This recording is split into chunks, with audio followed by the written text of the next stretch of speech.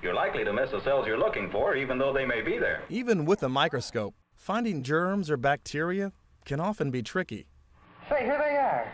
But first, let's define germs. The word germs is a catch-all phrase. It can refer to bacteria, viruses, or any microorganisms. And where can you find them? Germs are everywhere. They're on every surface, they're on your body and inside your body. For most germs, 99% are not harmful. In fact, some of them are actually good for you. But 1% of germs can give you disease, and that could be anything from a common cold to a life-threatening illness. And how do they get into our bodies? Germs can get transmitted as droplets. So the most important thing to keep in mind is that germs can live on surfaces for hours. And usually what happens is they get transferred is the next person will come by, touch a germ, and if they touch themselves with that germ, they can pass it on to themselves. And a lot of those germ encounters happen at home.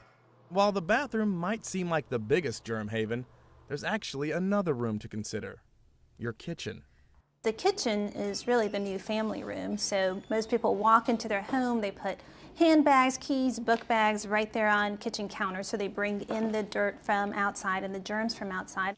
The kitchen sink can have up to 500,000 different types of germs. And part of the reason is because we can rinse out some raw meats into the kitchen sink. We rinse the soil off of root vegetables into the kitchen sink.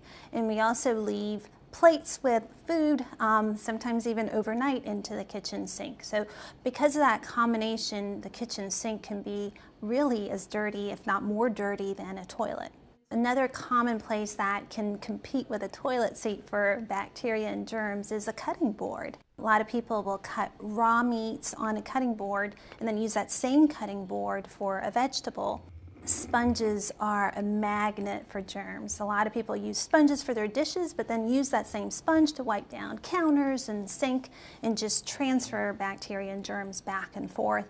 So just how do we get those germs to stay away? Really what you want to do is a threefold strategy to protect yourself against germs. The most important is to wash your hands. You want to make sure you take the time to really lather up, spend 20 seconds, which is what the time it takes to sing happy birthday twice.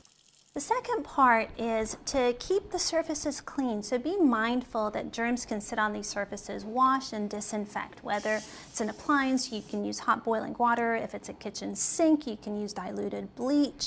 And the third is just to be mindful about how germs spread. You may want a dedicated cutting board for raw meats and a different one for vegetables. You may want a dedicated sponge for countertops and use a different one for dishes. At the end of the day, when it comes to germs, we might want to borrow from the British and just keep calm and carry on. Keep in mind, no matter how much you disinfect, germs are everywhere and they're always going to be everywhere.